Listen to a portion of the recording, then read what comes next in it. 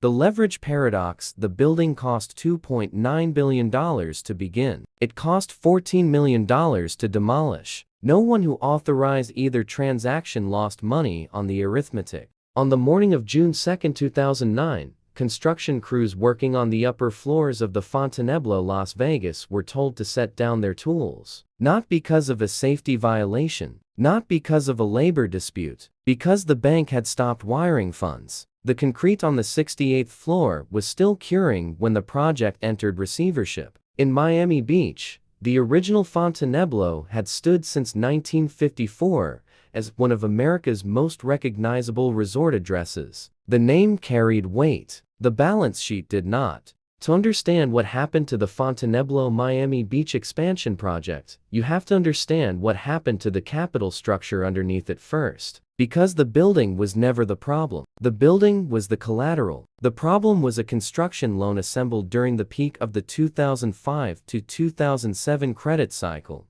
when lenders and developers shared a mutual delusion that luxury hospitality assets in South Florida were inflation-proof, cycle-proof, and recession-proof. They were none of those things. The project had been conceived by developer Jeffrey Soffer as a $4 billion transformation of the original Fontainebleau property into a mega resort complex that would redefine the Miami Beach skyline. The vision was architecturally coherent and commercially plausible under the assumptions of 2005. By 2008, every one of those assumptions had been revised by the market, quietly, systematically, and without sympathy for the concrete already in the ground. The debt-to-equity ratio that had been engineered for a rising market became a structural liability the moment the market stopped rising. But here is what the project brochure never disclosed. The financing was not structured to survive a credit contraction of any significant duration. The construction loan required a series of sequential draws, each contingent on hitting specific milestones of physical completion. When the lenders began questioning the underlying asset valuations in late 2008, the draw schedule froze. And when the draws froze, the labor stopped. And when the labor stopped, the carrying costs continued. This is the forensic entry point. The Fontainebleau did not collapse because it was a bad building. It collapsed because it was a good building financed in a way that could not survive contact with reality. If this is your first case file from this channel, subscribe now, because every episode adds one more layer to what you are about to understand about the architecture of institutional failure, the covenant nobody read. The original construction loan for the Fontainebleau Miami Beach project was assembled by a syndicate of lenders that included Bank of America, Deutsche Bank, and a consortium of smaller regional institutions. The total facility was approximately $1.85 billion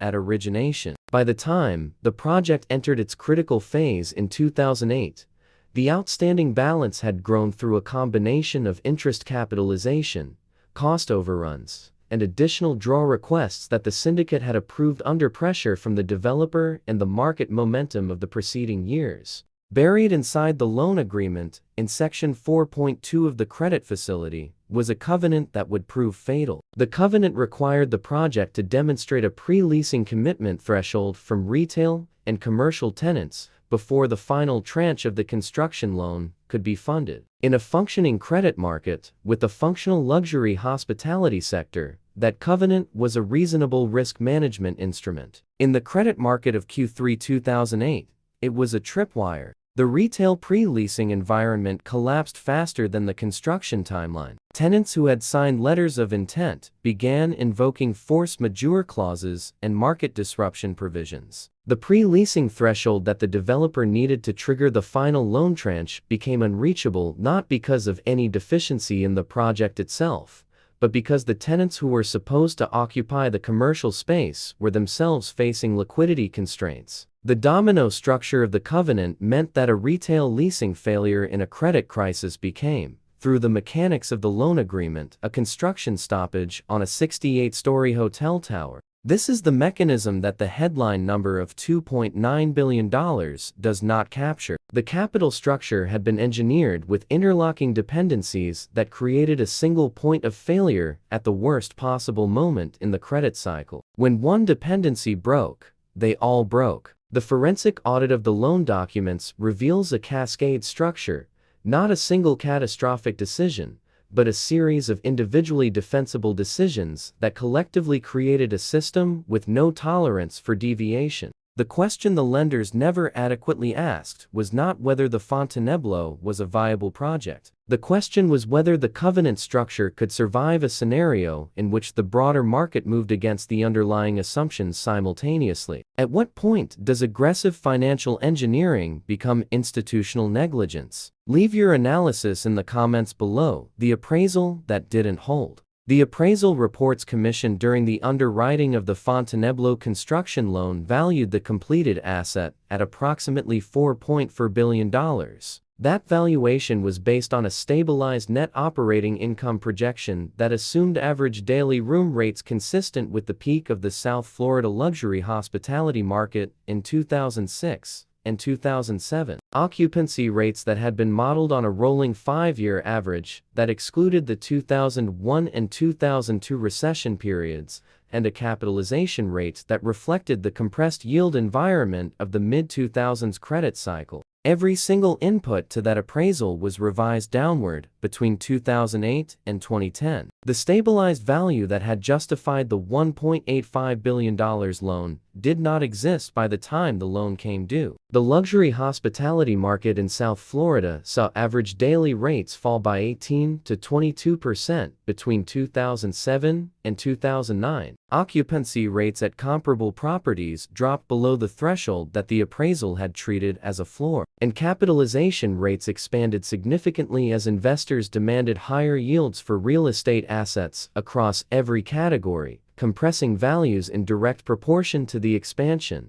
The result was that the collateral underpinning the construction loan was worth materially less than the outstanding loan balance before the building was complete. This is the condition that lenders describe as being underwater on a construction facility, and it is the condition that produces the behavior that the Fontainebleau's creditors exhibited in 2008 and 2009. An unwillingness to advance additional capital against an asset that cannot support the debt already outstanding. The lenders were not wrong to stop funding. They were trapped by an underwriting process that had treated optimistic projections as conservative baselines. But the appraisal tells a different story than the brochure, and the difference between those two documents is where the forensic analysis begins. The brochure promised a transformative asset at the center of one of America's most dynamic luxury markets. The appraisal, examined retrospectively against the inputs that were used to construct it, reveals a valuation methodology that had incorporated the best-case scenario of every variable simultaneously. No conservative underwriting model uses peak ADR,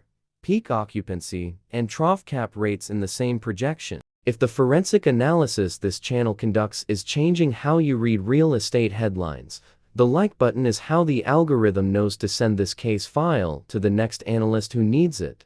The architecture of denial. In November 2008, with the construction loan in technical default and the project's lender syndicate engaged in active negotiation over the terms of a potential restructuring, the Fontainebleau's ownership group filed a lawsuit against Bank of America and the other members of the syndicate, alleging that the lenders had wrongfully refused to fund a draw request that the developers claimed was fully compliant with the terms of the credit agreement. The lawsuit sought to compel the lenders to advance approximately $400 million in additional construction financing. The court denied the injunction. The legal record from that proceeding provides some of the most precise forensic documentation of the gap between what the developer believed the loan agreement required and what the lenders believed it permitted. Both interpretations were internally consistent. Both were products of a document that had been drafted during a period of market optimism so complete that the parties had not felt the need to specify with precision what would happen if the retail pre-leasing threshold became unachievable through no fault of the borrower.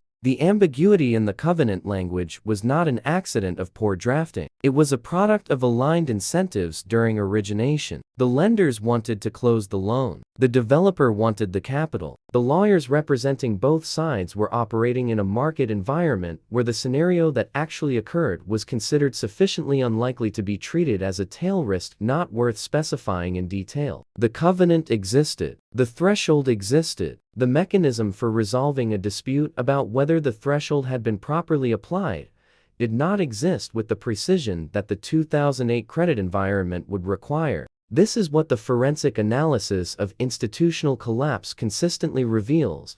The failure point is almost never the decision that looks reckless in retrospect. The failure point is the decision that looked conservative at the time, but carried an unexamined assumption about the stability of the environment in which it would operate. The Fontainebleau's capital structure was not designed for a world in which retail tenants simultaneously lost access to credit, luxury hospitality demand contracted, and lenders became unwilling to fund previously committed facilities. It was designed for the world that existed in 2005. That world ended in September 2008, and the building stopped with it. The Chapter 11 filing came on June 9, 2009. Total outstanding debt at the time of filing was approximately $2.9 billion.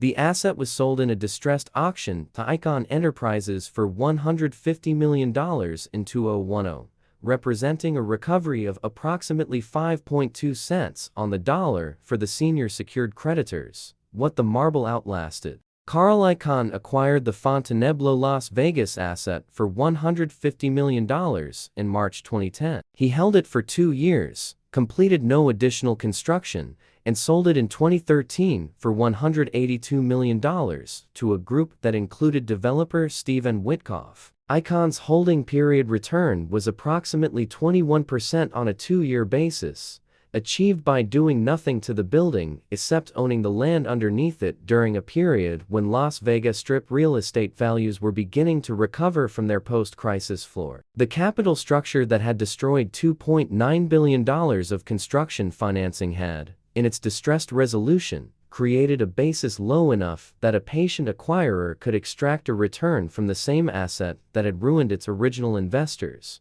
This is the pattern that forensic analysis of luxury hospitality failures consistently surfaces. The assets do not disappear. The capital structures that over-leverage them disappear, and the assets re-emerge under new ownership at a basis that the original underwriting would have considered implausible. The Fontainebleau Miami Beach, the original property, was sold by its bankruptcy estate and continued operating under new ownership. The Las Vegas structure was eventually acquired by developer Steve Witkoff and partners, who secured new financing and continued construction under the name The Drew Las Vegas before that project itself encountered its own financing complications in 2020. The building that could not be finished for $2.9 billion in 2009 could not be finished for a revised budget that exceeded $3 billion a decade later. The structural challenges of completing a half-built 68-story tower in the middle of the Las Vegas Strip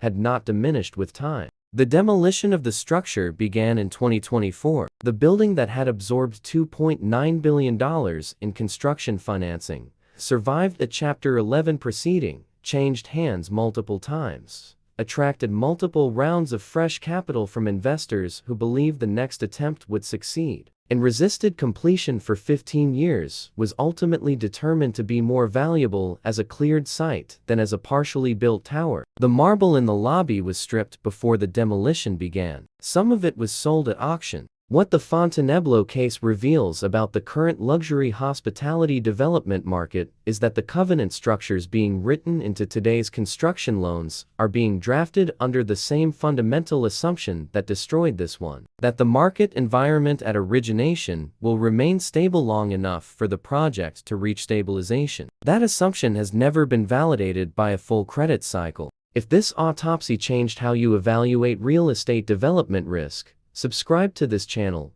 because the next case file examines a building where the lender and the developer were the same institution, and the conflicts of interest that created are even more systematically instructive than what you just watched. And in the comments, what specific covenant language would have changed the outcome of the Fontainebleau construction loan? The case file is open.